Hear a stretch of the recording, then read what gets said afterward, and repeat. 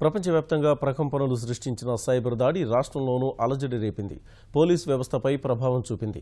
విశాఖ, చిత్తూరు జిల్లాల్లోని పోలీస్ స్టేషన్లు, కార్యాలయాల్లోని కంప్యూటర్లలోకి వైరస్ చొరబడింది. తాత్కాలికంగా కంప్యూటర్ సేవలను నిలిపేశారు. సైబర్ నిపుణుల సాయంతో సమస్యను పరిష్కరించేందుకు ప్రయత్నిస్తున్నారు. రాష్ట్రంలోని పోలీస్ కంప్యూటర్ వ్యవస్థ సైబర్ దాడి బారిన పడింది. విజయవాడ, విశాఖపట్నంలోని పోలీస్ స్టేషన్లతో పాటు చిత్తూరు, ప్రకాశం, నెల్లూరు జిల్లాల్లోని పలు పోలీస్ స్టేషన్లలోని కంప్యూటర్లలో విన్సీ వైరస్ చొచ్చుకొచ్చింది.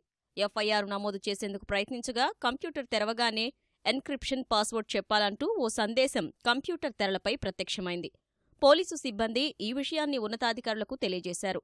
వెంటనే ప్రభుత్వ యంత్రాంగం అప్రమత్తమైంది. రాష్ట్ర పోలీసు ఉన్నతాధికారులు జాతీయ సైబర్ సెక్యూరిటీ సెల్కు సమాచారం అందించారు. ఎన్క్రిప్షన్ పాస్వర్డ్ కావాలంటే డబ్బులివ్వాలంటూ హ్యాకర్లు డిమాండ్ చేస్తుండడం వల్ల సైబర్ నిపుణులు ఈ దాడిని ర్యాన్సమ్ మాల్వేర్ అటాకుగా వ్యవహరిస్తున్నారు. కానిస్టేబుల్ ఎంపిక ఫలితాలను విడుదల చేయడం వల్ల ముందస్తు జాగ్రత్తగా వ్యవహరించిన పోలీసు శాఖ ఆ సమాచారం హ్యాకింగుకు గురికాకుండా జాగ్రత్తలు వహించింది. రాష్ట్ర వ్యాప్తంగా పోలీసు కార్యాలయాలు, స్టేషన్లలో వైరస్ బారిన పడకుండా కంప్యూటర్లను నిలిపివేశారు. జాతీయ సైబర్ సెక్యూరిటీ సెల్ సాయంతో కంప్యూటర్లను, మాల్వేర్ను డీకోడ్ చేసేందుకు ప్రయత్నించారు.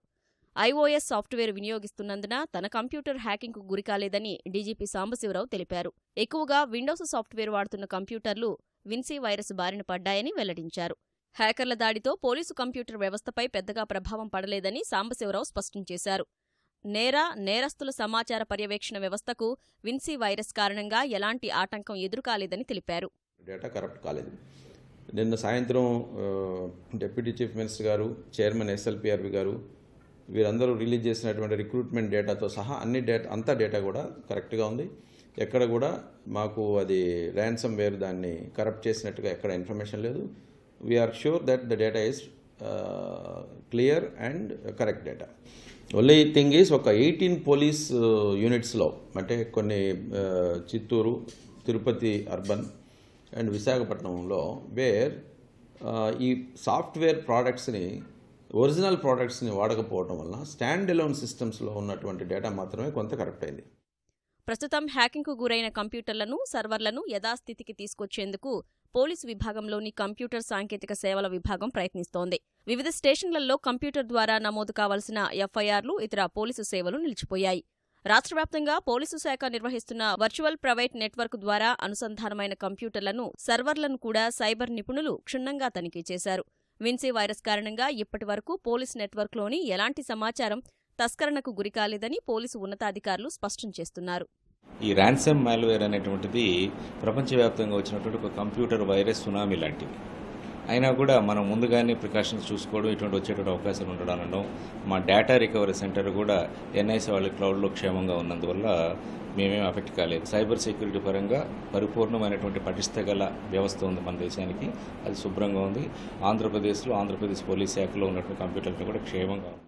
ఎక్కువగా విండోస్ సాఫ్ట్వేర్ వినియోగించిన కంప్యూటర్లలోనే ఈ విన్సీ వైరస్ చొచ్చుకెళ్లినట్టు సైబర్ నిపుణులు గుర్తించారు. ఈ మాల్వేర్ కంప్యూటర్ నెట్వర్క్లోకి చొచ్చుకొని వెళ్లి వాటిని పూర్తిగా ప్రభావితం చేస్తుందని, ఎన్క్రిప్షన్ లాక్ పడేలా చేస్తుందని నిపుణులు చెబుతున్నారు.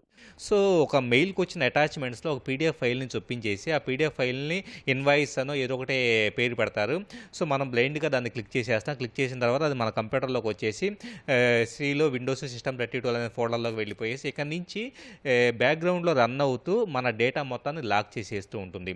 ఈరోజు మనం చూస్తుంది చాలా చిన్న సంఘటన మాత్రమే. ముందు ఇలాంటి సంఘటనలు మరింత ఎక్కువయ్యే అవకాశం కనపడుతూ ఉంది. అలాగే చాలామంది ఈరోజు పైరేటెడ్ సినిమాలు చూడటం కోసమో లేకపోతే అశ్లీలమైన వీడియోల కోసం అని చెప్పేసి రకరకాల వెబ్సైట్లకు వెళ్ళేసి వేటిని పడితే వాటిని క్లిక్ చేస్తూ ఉన్నారు. సో అలా క్లిక్ చేసేటప్పుడు కూడా జావా స్క్రిప్ట్ రూపంలో ఈ ర్యాన్సమ్ వేర్ అనేది మన కంప్యూటర్లోకి, మన ఫోన్లోకి వచ్చే అవకాశం అనేది ఉంటుంది. హ్యాకింగ్కు గురైన కంప్యూటర్ల రక్షణపై రాష్ట్ర ప్రభుత్వం ప్రకటన జారీ చేసింది. జాతీయ స్థాయిలోని computer emergency response team website ద్వారా రక్షణ లభిస్తుంది. క్రై అలర్ట్ వద్ద క్లిక్ చేస్తే వైరస్ తొలగించుకోవచ్చు.